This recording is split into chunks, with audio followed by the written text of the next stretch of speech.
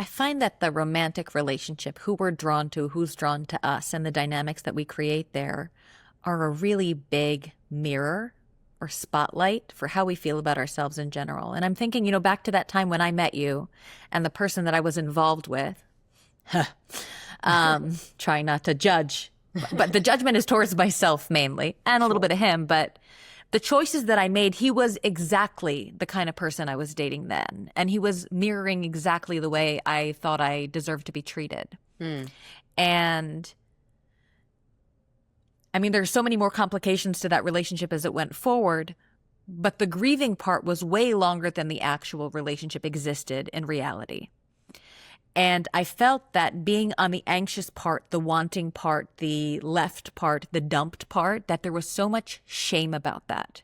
It was so embarrassing that I constantly felt that I had this unspoken desire.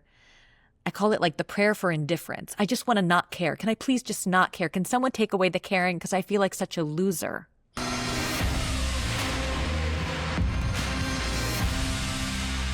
Hi, everyone, and welcome to How Did You Get Here, the podcast that explores generational trauma and resilience. I'm your host, Maya Kruger.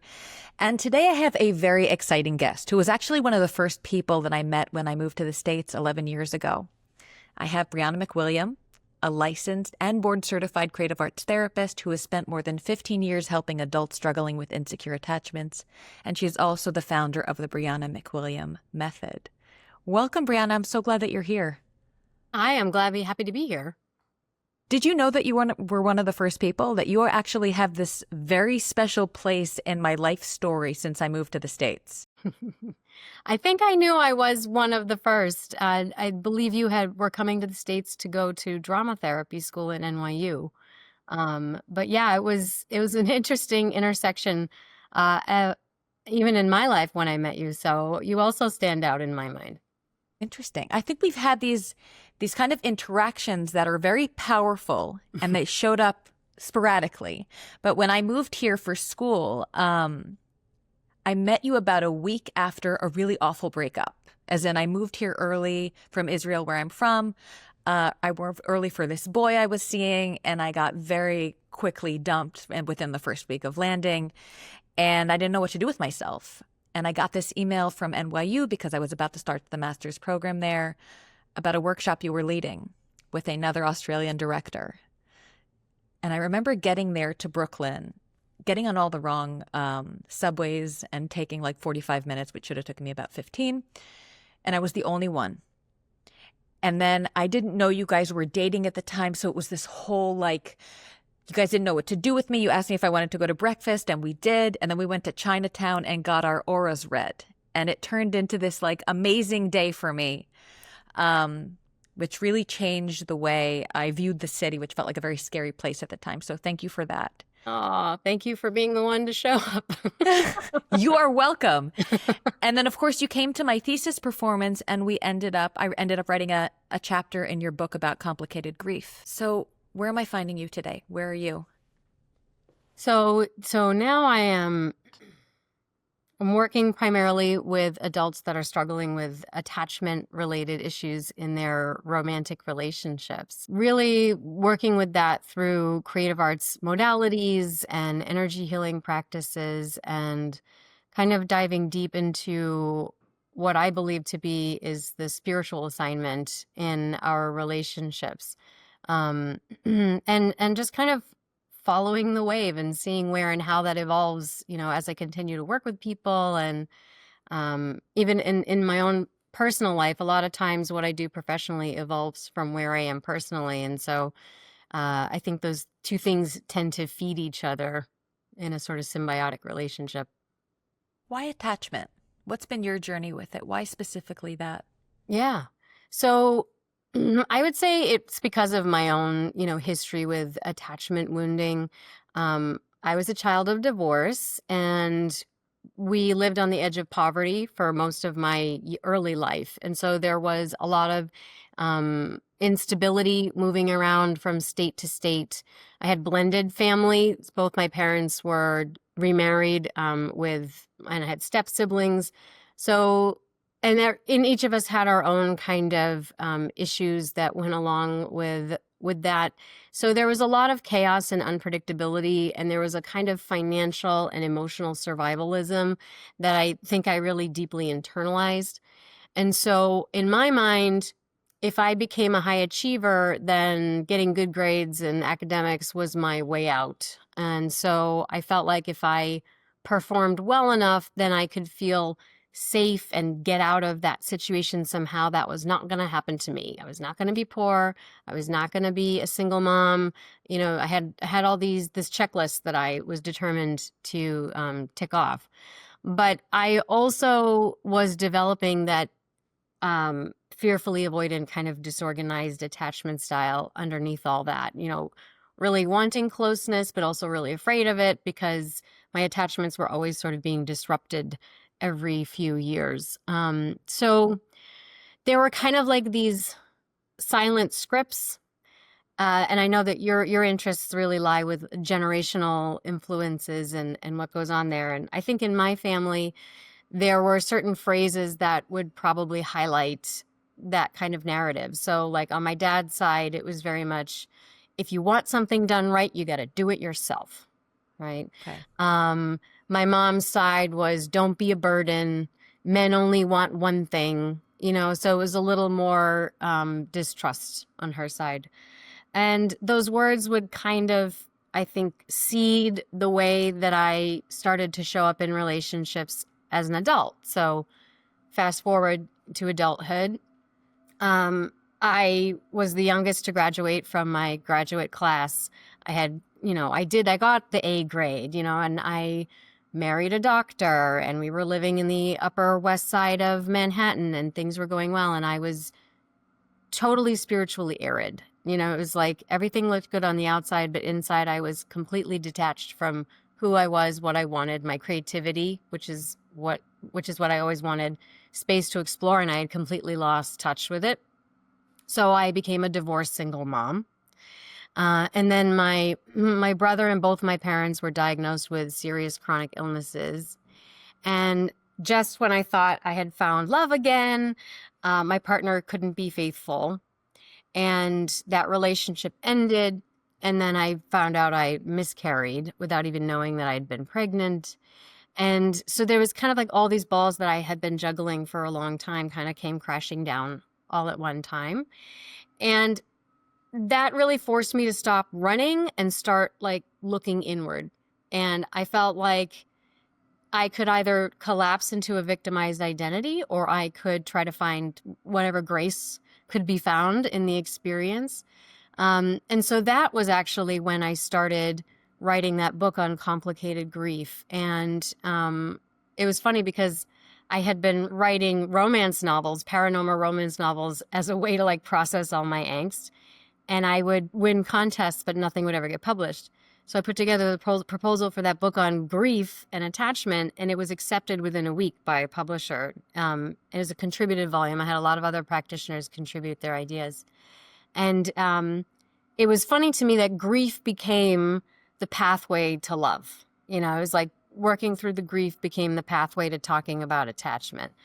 And so from there, that's when I started. The book really was kind of like a treatise, if you will. And that's jettisoned me into being in the online education space and writing curriculums, and then starting to work with people more directly through that medium, I would say. Yeah. Would you say that that time where all the things that you had planned or tried to avoid throughout your entire life came crashing onto you? Was that a rock bottom moment? Was there any kind of dabbling in the victimhood? Well, yes, I think it was. I had a pretty strong ego, you know, because I was outwardly successful in a lot of ways. You know, I had an internal story. Nobody loves me. Nobody sees me. I'm not connected to anything. And then on the outside, it was like I was very well spoken. I had a lot of insight. By that point, I had been a therapist for 10 years, and I was good at my job. I was a good therapist, and I was very insightful and holding space for other people. And then there was just this wall up between me and myself, right? And so I think it was also it was also a moment where I had to give myself permission to put myself first in a way. I thought I had been doing that all along, but really what I was doing was ticking off a checklist of what a younger version of myself had decided was successful or decided would keep me safe, right? And it kept me safe in some ways, but because all of those skills I still have, but I had to evolve them and transfer them and incorporate them into being in service to a more profound connection to who I am and my spirit, who I am and what I'm here to experience beyond safety concerns, and to start defining safety as something above a survival mechanism, which attachment tends to be. Right. Just to whatever's familiar to us is safe. So Mm-hmm. that's what we gravitate towards when it's unexamined. Mm-hmm. How do you start choosing yourself or start exploring these things as a mom? Well, I kind of made a decision somewhere along the way. I made the decision that I guess there was a part of me that said, I'm going to do it differently with my kid. And so, but I didn't want to be one of those people that said, I'm going to do it so differently that you wind up creating the same issues, right? Because whatever we reject so profoundly, we usually wind up recreating in some way. So I was thankfully cognizant enough of that at the time. But I did not want to, I wanted my child to feel like he was a priority, and I wanted my child to feel like his feelings mattered, and I wanted my child to have some consistency and stability in his youth. And there was a moment after my divorce where I felt this intense need to run. I felt an intense need to escape, and I'm like, I didn't want to live in New York anymore. And I was interviewing for some jobs in Atlanta, and I wanted to live in Atlanta. I'd be closer to family there. And my sister actually came over one night and she said, you're turning into mom. And I'm like, what do you mean? And she said, this is exactly what mom did to us. She divorced dad and then she moved to Wisconsin. And then our lives were split between two states and across the country for the rest of our childhood. And she was right. So I said, okay, I'm in it to win it. So I'm going to stay here until he's 18, no matter what. And I also kind of decided I would take a break from relationships in general. So I did have a partner after a divorce, and it was like one of those things, the flame that burns brightly, but for a short amount of time. And then after that, I decided I was actually going to be celibate for at least a year to reshift that energy instead of having that energy because sexual energy is life force energy, and life force energy is libidinal and creative energy. And I think that my root chakra was very concerned with safety and survival concerns, and sex gets wound up into that because the energy then becomes concentrated in that place. So I was like, I'm going to harness that and I'm going to move it up my spinal cord. Like Kundalini style? That's kind of like, yeah. So sort of like at that time I was getting certified in Reiki healing and hypnotherapy and EFT tapping. So I became familiar with tantric and Hindu approaches to chakra healing and how the body holds energy. And I realized that in my genital region, which is the root and sacral chakras, the concerns that we have around those areas are often very visceral: safety, roof over our heads, being settled inside your body, feeling safe in your body. And I realized that in my pattern, sexuality was a way that I was trying to find safety and to connect, but I wasn't actually fully rooted in my body. So it sort of became like a record stuck on repeat. It was like I would interact with someone in a romantic way, but it didn't make it to the heart. It just kind of got stuck down there. And as a result, I didn't really feel connected to anyone, even if I was romantically involved with them. There was always kind of like this veil for me emotionally in the relationship. So I started doing all those trainings and it really drew my attention to that. So I decided I was going to be celibate for a year, and it turned into 3 years. What was that like? What's it like to be celibate for 3 years? Well, sometimes it's not a choice. Okay, fair. Yeah. Sometimes, We've all been there. sometimes it's just, it's, you don't meet anyone you're all that interested in. Um, but I mean, I think I did make it a choice. And at first it was like there was this screaming child inside of me that woke up and was like, no, I guess I'm getting back to your original question. Did the victim ever play out? And I think that was when the victim came up and played out, right? Nobody loves me. Why I should just see someone and, this is ridiculous. Human beings need connection, go out and find connection. So then my intellectualizing part came up, trying to fix the problem. And, I just had spent a lot of time sitting with that. I spent a lot of time making my own sketches and artwork with it. I started talking to my artwork and then having the artwork talk back to me. I started meditating a lot more. I started listening to things like Abraham Hicks and other self-help personalities, playing with my mindset, and realized that I was being driven by impulses and emotions and things that weren't always in service of my greater good.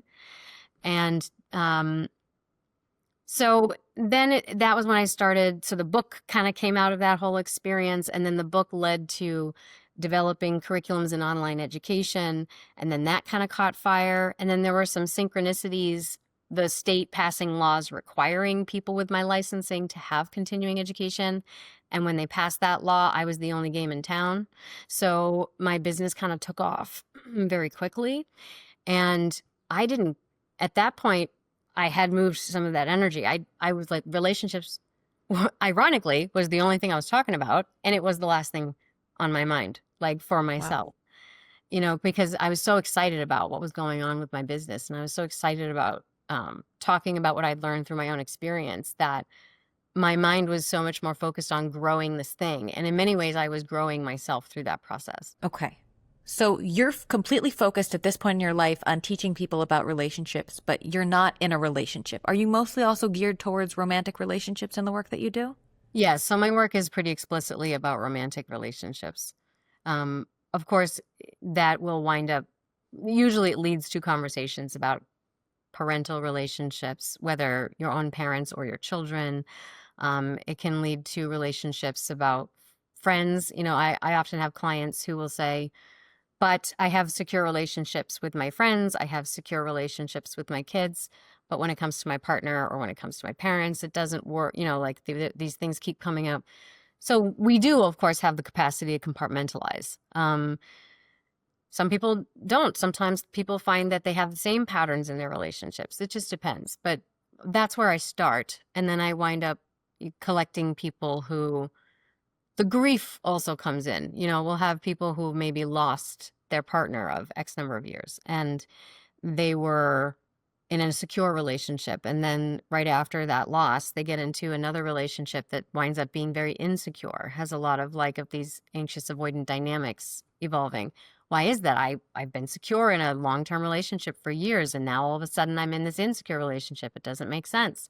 So those discussions do evolve, in various ways. I find that the romantic relationship, who we're drawn to, who's drawn to us, and the dynamics that we create there are a really big mirror or spotlight for how we feel about ourselves in general. And I'm thinking, back to that time when I met you and the person that I was involved with, trying not to judge, but the judgment is towards myself mainly and a little bit of him, but the choices that I made, he was exactly the kind of person I was dating then. And he was mirroring exactly the way I thought I deserved to be treated. And I mean, there's so many more complications to that relationship as it went forward, but the grieving part was way longer than the actual relationship existed in reality. And I felt that being on the anxious part, the wanting part, the left part, the dumped part, that there was so much shame about that. It was so embarrassing that I constantly felt that I had this unspoken desire. I call it like the prayer for indifference. I just want to not care. Can I please just not care? Can someone take away the caring? Because I feel like such a loser. Mm-hmm. When you encounter something like that, someone that's in those kind of patterns, where do you start? What's the first thing? Sure. Well, first we acknowledge how painful that is, because it is very painful. But then we look at, how is that pain protecting you? And what exists beyond it? Because the pain is very distracting, and if we are living in perpetual distraction, it's serving a purpose. So what exists beyond that? And then we kind of dive into that metaphorically, usually, typically. So I'm also influenced by parts work and internal family systems theory. This, inner child work is probably more the commonly understood term, but the idea that if we are in pain, there may be different parts of us that are involved in that experience, right? So we might say an exiled part, or a part that we've disowned for whatever reason, could be holding the pain. And then there are other parts that satellite around it, which protect that pain in different ways. So one way might be, so in my case, I had the screaming, aching child, like, I want attention, I want attention. So a protective part goes out and finds someone to date for a little while, right? And that person's interaction with me lets me know I have some value, lets me know I'm attractive, lets me know that I have some worth on some level. And then that relationship fails because I'm also hiding parts of myself to make sure they stick around. Because I think if they were to look too closely, then they may not like what they see, and then they won't be there, and then I won't exist if they're not there. So, or my lovability will go away if they're not there, right? And so inevitably the relationship fails because I'm not actually present, even though I'm doing all these things to keep it alive. And and so the relationship ends, and now the pain comes up, and so that's the thing I was avoiding. And so then another protector comes in, and in IFS we would call this a firefighter, and their role would be to distance, douse, or distract you from the pain. So maybe it's like, you don't have to feel that, just binge watch Netflix and eat Tom and Jerry's, and or I mean ice cream, or whatever it is, and or just hop back on the apps and keep swiping right, and that becomes kind of a cyclical thing that happens. It just keeps going until at some point you realize, maybe I need to stop doing things to avoid that pain and really take a look at, what is the pain calling my attention to? And it's multifaceted. It could be the pain of helplessness, the pain of not being seen, the pain of feeling like you don't have value. But it could also be clinging to someone who, like chasing down someone who's unavailable or emotionally unavailable in some way. It also keeps us preoccupied in going after someone who doesn't look that closely. And so what am I really afraid of in being with someone who would actually turn around and look a little more closely? And I would have partners that would turn around and look at me more closely. And then maybe they even wanted to have a more intimate relationship, but then a switch would flip inside me. Well, what's wrong with you that you find me so interesting? Yeah, I know that one well. Oh, yeah.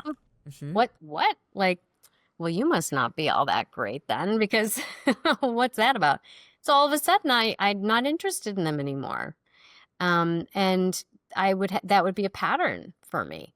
And I had to, I think it was that 3-year period and doing all the trainings and stuff and removing dating from my experience that really allowed me to stop reaching out to find answers, so to speak, and alleviate pain, let's say, and instead kind of look in and start developing my own inner scaffolding and resources for when I felt that kind of ache, that I was resourcing it from something more profound inside of me. And that's why for me, I weave spiritual concepts into my work, because that was my vehicle, right? That was connecting to something larger than myself and more transcendent through my own experience.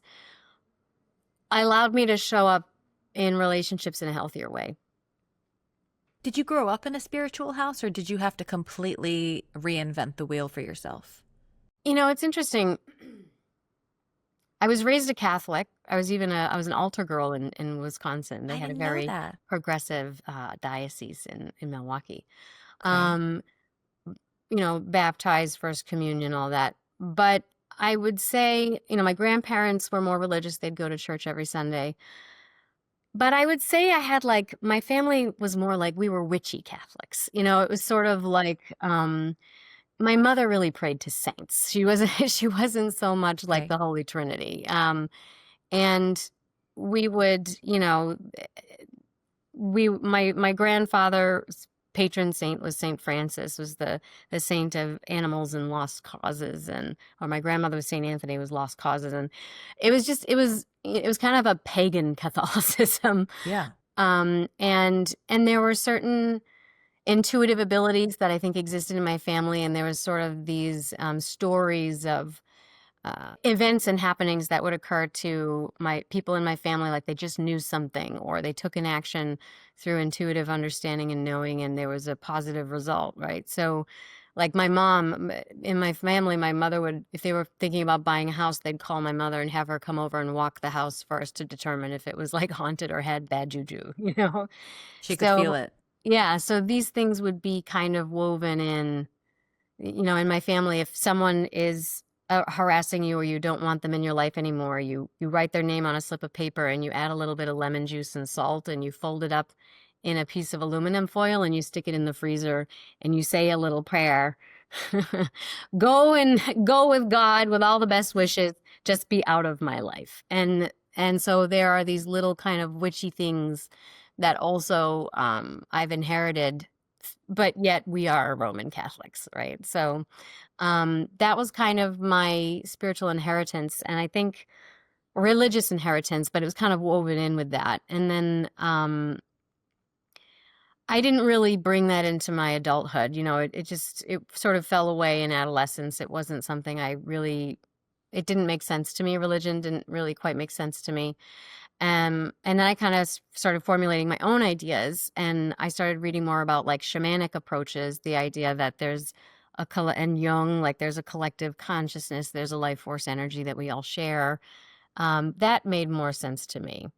And so and around this time in my life, I started exploring that in greater earnest. And I did do some trainings and mentorship with medicine women and shamanic practitioners. And so that probably more defines my idea of spirituality. Maybe it's a little more new agey at this point, but just the idea that we do belong to a collective energy field and we all share a consciousness, and there are layers to that. But as that through our own hearts, we have a connection to that and to each other. And I think, you know, our great curriculum in this earth is to negotiate that experience of self and other. And as we start to navigate that terrain, we are contributing to the larger consciousness's understanding of itself. So practicing underneath medicine women and shamanic practices, was plant medicine part of that exploration? It was a big part. Yeah, I've participated in more than 20 plant medicine ceremonies and Wow. with different medicines. And I think that what initiated that was I met who became the man that would become my now husband. And I think a part of me knew he was something special. And it was after I'd been alone for about, well, it had been 10 years since I'd been married. So I'd been, in terms of status wise, I'd been single for 10 years after my marriage. I had dated a couple of people. The director that you met was one of those people I dated for a little while in a long distance capacity. And I then met another one. I think I went to your house for a holiday party. Omri.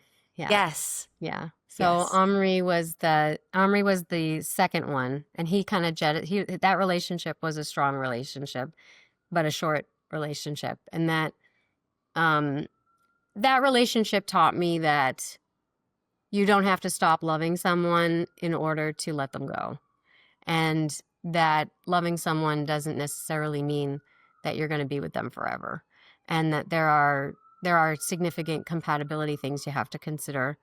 And also that sometimes that was a spiritual thing, that sometimes your life path doesn't necessarily coincide with someone else's, but that doesn't mean that you love them any less. That's a hard one. That's a hard one Oh, to, yes. oh yeah. Because I can really identify with that, past relationships that were very significant for me, and realizing this doesn't fit. I really want it to fit. I really want to be, I really want this to work, and it's not working. And I have a very stubborn part of myself that will try and prove that I can make it work, as in I'm more powerful than the circumstances, and that always ends up backfiring in my face, of course. Um, but that's a really hard one to come to terms with. So as you meet your now husband and you're doing these plant ceremonies, what did you find? What was it like to also surrender to that? Because it's such a powerful experience when you're not in control of yourself. What was that Yeah. like? Well, I think I really went in with an attitude of surrender. The first time I sat in medicine, it was an 8-hour overnight ceremony. And I really went in with the intention to surrender. And I knew I had birth trauma that I had not processed because my birth experience was very difficult. The way you Um, were brought into the world, or you birthing your own child? Birthing my own child. Yeah. And I thought that he might be someone who would want a child. He's 6 years younger than me. And so I felt at the time I was 38, 39. And I had, sometimes we have these little rules for yourself. So I had always said, I don't want to have a child after 40. And I felt like he was amazing. And I had a feeling that he may be someone who would want a child. And so I knew I had to get over the birth trauma if I wanted to even just be, not that I would have to have a child, but if I wanted to, if we decided to, if the relationship went that way, I wanted to create an opportunity for that timeline if we so chose it. And so I had some intention to process that. And I also had some intention to process what I still carried around distrust in men, distrust in just the attachment narratives altogether. And man, so I sat with a unique plant medicine that I'm not going to name it because the community around it is very private, but I had a unique experience. I'm going to call her Mama. And I had a unique experience with Mama. And man, all that came up. I mean, Mama listened to me and all of it came up. And I had these wonderful women who were in service in the ceremony. And so they took me into a separate room and they had drums and they let me, I just screamed. It was primal scream therapy. I was just screaming at the top of my lungs, and it was like trauma from my childhood came up. There was some sexual assault stuff that had happened in my early adulthood that came up. It was like everything just came up. And I had so much rage too. So much and the rage felt intergenerational. I felt like it was like feminine wound rage. It was yeah, it was my bits and pieces of my experience of that, but it was huge. And I had one woman gave me a river rock. It was a little river rock about this big, and she said 2 rocks, and she told me to just smash them together. And so I'm screaming and I'm smashing them together, and the drums are playing, and the rocks split. Both of them split in half. So I have these 2 rocks. they're on the Strong smashing. table Yeah. behind me. Hmm. And I have 2 halves. So the rock split almost exactly into 2 halves. And that sort of was my initiation into living in my body in a very earnest and intentional way. And I didn't know I knew conceptually what it meant to be in your body up until that point. And it was after that, I knew what it meant experientially. And I didn't experience myself up here anymore. I experienced myself down here. And so now I have a blueprint for when I feel myself moving up here. I breathe deeply and I just almost imagining dropping your brain into your heart. I drop it down and it's like an expansion that occurs. And I realize I'm connecting to the larger part of me. And I've learned a habit for realizing that Briana, this personality that's talking to you right now, is a small piece of who the whole of me is. And so I've developed a practice of taking Briana and putting her aside at times, which opened up a channel for me. So sometimes in certain spaces I will channel, but the work that I do around attachment was kind of informed by that, so now I'm oh, so that's what it means to be in your body. And I'm definitely someone who learns experientially. And then once I learn experientially, I have more language and more tools to help other people experience that for themselves. First of all, I just want to say that sounds so powerful. And I'm thinking about my own explorations with plant medicines that shan't be named, but they were earth shattering. And again, realizing how much is trapped in the body, especially in female bodies, what we carry.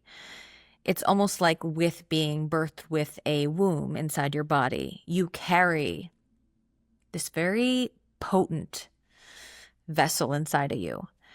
And it's both phenomenal and amazing and terrifying and full of responsibility. One of the things that I went into my plant ceremony with the intention of was actually, of course, I came in with a list. You know, that's how I roll. I came in, I need to do this and this, rid me of all the things. And I was genuinely terrified that I was going to die. Even before we started, I was terrified I was going to die. And that it would be a very shameful death. You know, she died doing this thing that she was hoping would give her some relief, you know, that She quack. died doing drugs. She died doing drugs, yes. I was so terrified of that and people would find out that I tried this thing. It ended up really changing my life. There's a definitive before and after to that experience for me. And I'm someone that has been in therapy for a large part of my life. I've done a lot of my own personal work, and I am a therapist for over 10 years now, and it still completely rocked my world. And the more I dig into the psychological space and the more therapy I provide to the people that I work with, and I absolutely love that aspect of my existence of being able to be of service and to be a therapist and to draw upon the science-y things of it, I feel like there is a limit to it. There's a limit in our brains, our nervous systems, they're wired for transcendence. So the spiritual part, once there's an opening, and it doesn't matter how you get there, it could be plant medicine. I am not pushing drugs. Disclaimer. It can be religion. I'm not pushing that either. It can be whatever form you find or finds you. But that really complements the basis of the psychological understanding. It's almost like going and doing the underneath the hood, or you call the blueprint of the psychological undoings that we need to do in order to discover what we came here with and what we want to rescript. That's where there's an opening for something bigger than us to enter. You talk a lot about, you know, the unconscious blueprint and that it affects us down to our nervous system. And it also has roots in a lineage, right? It's not just from our lived life here. We're born with it. It could be things that we've inherited. Where does generational trauma fit into this? What does that look like from your perspective and your method? Yeah. So generational trauma, you know, it is, I think, transmitted through a variety of ways. I think, you know, first, the most obvious is probably modeled behavior, of course. So if love felt like it was hot and cold growing up, then, you know, in adulthood, inconsistency is going to feel like some kind of chemistry, right? If a parent shut down or denied their feelings, even in what we might consider normal ways, don't be silly, I'm fine. Right? Then we learn that what our instincts and our sensations and our observations are telling us are wrong. They're negated by they who hold authority over us and whom we must assume are right and we must be wrong. So now we've learned to question or disconnect ourselves from our sensations and our instincts and everything that's telling us, she says she's fine, but that's not what I'm sensing. So now we don't trust our own senses, right? So we become disconnect from that. If we're expected to take care of a parent's feelings full time, right? Or if we're expected to always suppress what we need and want to keep the peace, then, and it could be through things like criticism, blame, or like guilt trips, things like that. Then the older that we get in relationships, then we might assume it is selfish or shameful to even have your own feelings. I don't have a right to them, right? And so the body stores that information and communicates it, right? So maybe we're not consciously aware of it as we're moving through our present day reality, but let's say the body experiences romantic chemistry kind of like attachment anxiety if it's stimulated by inconsistency, right? Or if it's stimulated by some measure of unavailability. So maybe you feel that as a fluttering in your chest or a rapid breathing, or your stomach has butterflies, or it clenches, or you feel restless and jittery, or you have a racing heart, or there's just a sense of urgency of needing to be around them, right? That can be the nervous system recognizing a certain level of inconsistency and then making the association to that familiar sense of home, right? And how all of a sudden it feels like predestination. And I will say, yes, and maybe it is predestination. Maybe predestination is working its way through your nervous system to bring in someone that will draw you to that pattern so that you can break it. You know, being disconnected from your instincts, systematically being told that what you're sensing and what you're feeling is wrong or it's not accurate. That can lead to things like freezing or fawning, right? Or being unresponsive to red flags, rationalizing somebody's behavior, numbing or detaching. And that's because we're sort of conditioned to expect a certain level of hyper awareness and vigilance in our relationships. So now we start misreading the cues for danger or things that are actually not safe, emotionally speaking. And so the body is holding that, right? And sometimes that can get to the point where we're so flooded with it that now we dissociate, right? The body can only function at a certain level for so long before it needs to find some level of balance. So if we're having increasing anxiety and we get all the way, it's that window of tolerance, right? You get all the way up to here, and then the body's like, I can't take it anymore, and you crash. And so now we have that, like that switch we were talking about before. You have to disconnect, you numb out, you go blank, right? You feel like you're kind of floating through your life rather than feeling your way through it. You're floating above your life rather than feeling your way through it. And so I think that this is how we carry it physically. And there's also research, actually, Omri Gillis research, who's an expert in attachment research, shows that there's an epigenetic component to this, that stressors that our previous generations have experienced actually become like encoded into their DNA. And you can have a susceptibility to being more anxious or more avoidant depending on your environmental triggers, because that was instilled 1, 2, 3 generations ago into your DNA. So that's how I think it becomes kind of embodied, and also how it becomes transmitted, really, intergenerationally. Does that answer your question? It does. Two things are coming up for me.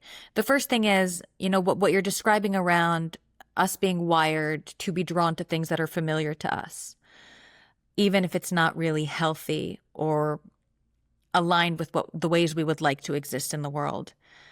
But really being predisposed to being drawn to that, to being attracted to that. I think one of the things that comes to mind for me is when there is disappointment after disappointment in relationships, and you work a lot primarily with romantic relationships, it can feel like you're forsaken. That was a lot of my personal experience, which is, if there is a higher power, then why does this end? That's very victim-y. I get it. But that was my truth. And it brought up this very angsty, rageful, desperate place, looking for relief and looking to be proven wrong, that I'm not forsaken. Someone show me, which leaves you kind of open to not great things. Because if you're looking for something to fill you and show you something, you can be seduced. Yes. Yeah. So that part, and inviting spirituality in, how can you be discerning in terms of what you do invite into your space? What kind of help should you be open to, or what kind of help is actually helpful in these places? Well, I think that starts with really thoroughly trusting yourself and knowing that, I like to talk about this like the reverse bonbon. So, have you ever heard of a bonbon? It's like ice cream. It's a little dollop of vanilla ice cream, and it's surrounded by a hard chocolate coated shell. Okay. So we tend to enter into life believing that we are a bonbon. We have this sweet, soft middle, and we have to have this hard outer shell in order to protect our sweet, soft middle. But what if we could be a reverse bonbon? What if on the outside we are this sweet, soft, attractive, and sticky exterior, but inside we have this hard, strong, structural, integritous chocolate nugget, I right? love that. Okay. And so I just, I know what you're talking about in terms of that feeling betrayed or feeling forsaken. And I had a moment in my life where I just realized no one's coming. No one's coming. I'm not going to be saved. And I was depressed for 3 months after I had that switch flip. And then it was like another switch. And then I was like, okay, so am I just going to wallow around in my room for 3 months? No one's coming. No one's going to save me. Okay, so what's my life going to be? So if I knew for sure, that I was never going to be married, no romantic relationship would ever evolve for me again, what else is there? And am I going to forsake everything else because I'm not going to have those things? No, I'm going to go out there and I'm going to take advantage of all those other things as much as I humanly can. So I just it was almost like I accepted. I said I'm never going to find love again, and I'm going to accept that. That was the belief I carried. And I thought, and it kind of killed the hope of rescue. And then ironically, I wound up swooping in and rescuing myself in a way, right? So once I could let go of that hope, I was so much more available to everything else that was available to me. And of course, maybe a year or two after that, I met my husband. There was a moment, the last person I dated before meeting my husband 8 years ago, where he was completely in line with all the other creatures I was dating before. And I was equally as devastated as I was to after all those other breakups. And there was one night where I was sitting in my really shitty apartment where there was literally a bathroom inside the kitchen. It was a mess. Very New York. Where I was crying and I could hear myself say out loud, "This isn't new. This isn't new." I was so pissed. This isn't new. Yeah. There's nothing novel about this experience. We have been here, Maya. We know this. We know how to script it. We know what to say. We know what's about to come. And I was tired of it. And I had to reach that place where I was tired of it to try something else. But I think that speaks to, no one's coming to save me. I put myself here. I need to take myself out of the situation. And that did allow for someone that is the most aligned to come into my life. And that was not easy either, by the way. Finding someone that did see me, that did have an equal interest in me, that I didn't have to work for validation and affection. It was given so freely, I was almost deterred by it. Mm-hmm. I didn't understand what is this guy's deal? Why? Have a backbone. I even, all these kind of very judgmental, gender-based assumptions popped up. Like a man should not be, that open. What's wrong with him? And now we have daughters and it's the biggest gift in the world. Yeah. But it took me such a long time to come around to it and to agree that I do deserve this, that I can desire what is healthy and what is good. So when your now husband came into your life, what was that like? You said that, you recognize there's something special about this guy. I'm going to put my ass in some plant medicine. But what else? Yeah. So I hadn't really been dating probably for a year or two before that, but I had been doing very well in my business and I'd been traveling a lot. And it was COVID. COVID had reached New York in March of 2020. And so we were coming into August of that year. And because the temperature had risen, transmission numbers were down. And so I lived in the Upper East Side of Manhattan at that point. And so all of the restaurants got really excited and they started putting their tables out in the street, and the city let the restaurants section off portions of the street to put outdoor seating. And so it was kind of like Second Avenue turned into like a boardwalk. Cool. And there was a kind of people were sick of being inside, and so there was a there was, ironically, in the middle of a pandemic, a kind of vibrancy. And I thought to myself, well, I hadn't really been dating. And I was like, if I'm going to meet someone, it's going to be now or never, because then, it's going to turn into the fall. The COVID's going to become rampant again. Everyone's going to be indoors. So if I want a buddy, maybe now's the time. Right. And if yes, great. If not, that's fine too. So I got on a dating app. I think it was, Hinge.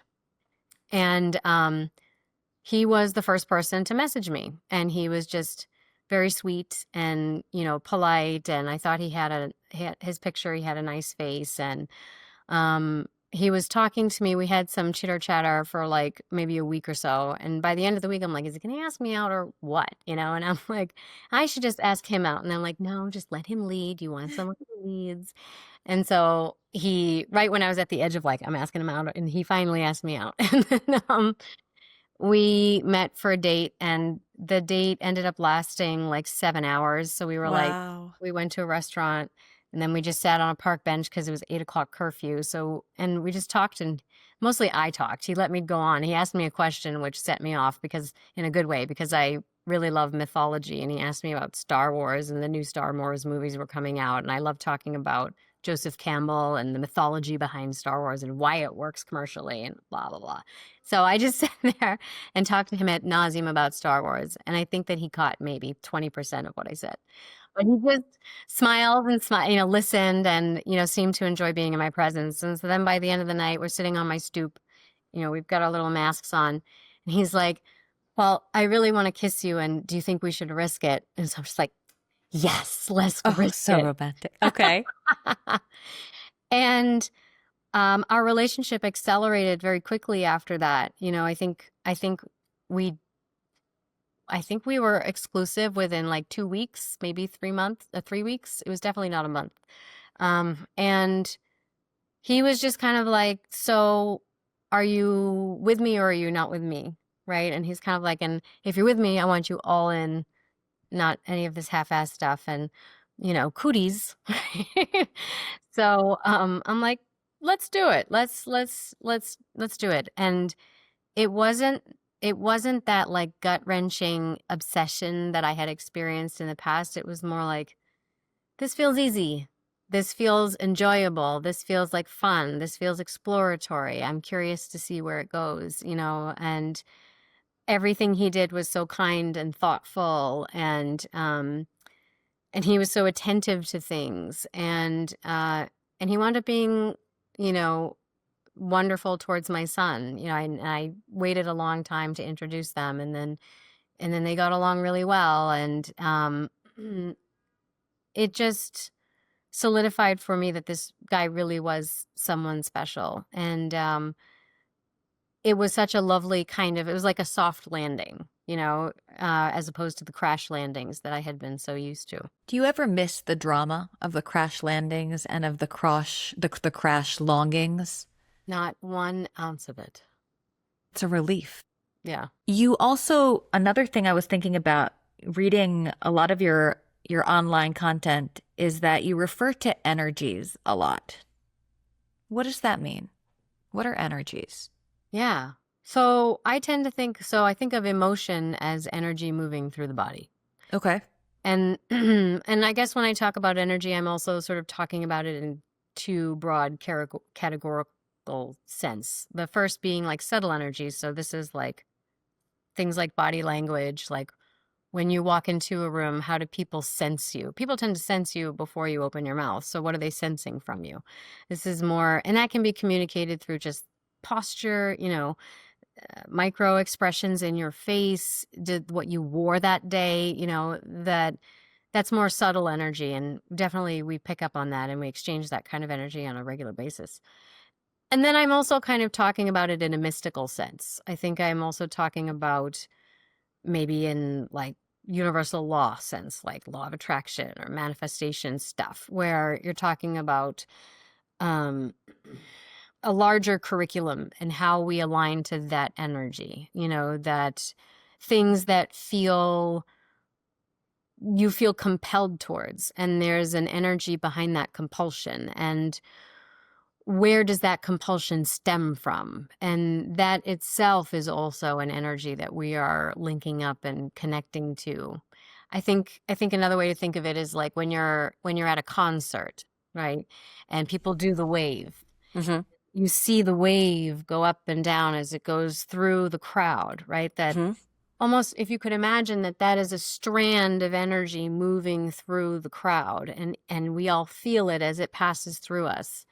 I think that exists on a larger scale. And when we see huge movements, in countries, or even, in ideological movements and whatnot, there's an energy moving through our collective consciousness in that way. And you might say archetypes kind of move that energy in a way. Archetypes could be an expression of that sort of energy because we see it repeatedly in different cultures and in Mm-hmm. different peoples, right?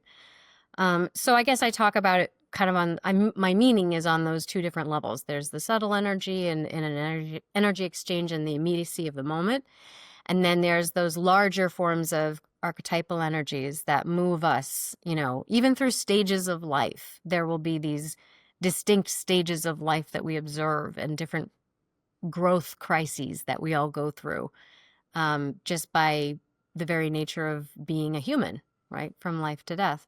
And those energies push us towards these challenges, and then they guide us through how we navigate them. Do you think that there is a predetermined curriculum that we're all following, something that was written before we arrived here? I do kind of believe that. I don't know if I believe that for the whole of humanity. I do have a tendency to believe that I think of it as a life theme. I think that we establish a life theme, almost like an oyster and a grain of sand, right? That we'll receive our own little kernel, and usually that kernel is set up with two ideas set in opposition to one another. And as the friction between those two ideas starts building each layer and layer and layer around that pearl, and that becomes our pearl of wisdom. So, for example, mine would most likely be love and rejection, right? But you could have someone, maybe their theme is humanitarian isolationist, right? But it will be something set, or maybe it's creativity and doubt, right? It'll be themes that are somewhat set in opposition to one another. And so then if I were to say a curriculum starts evolving from it, our developmental challenges become different and ever increasingly sophisticated curriculums through which we learn more and more and more about that core theme. So this is why sometimes I have clients who say, I thought I healed that, but I've done all the work. Why is this coming up again? I fixed my mommy issues. Why am I back here again, right? And because I don't think healing or growth is a linear process. I think of it as sort of like an expanding sort of spiral. And I guess you could say upwards, but even if you could think of it more like the earth rotating around the sun, right? And this time each rotation is a little bit wider. And here I am at that issue again, but I thought I was over it. Nope, you're here again because now you've gained all these tools. You've done a lot of work until this point, and now that means you are open and ready and more allowing to let this new layer unpeel.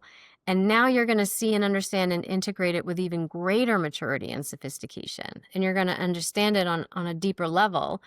And it's going to continue to be the thing that you work around because it is your grain of sand. It is your life theme.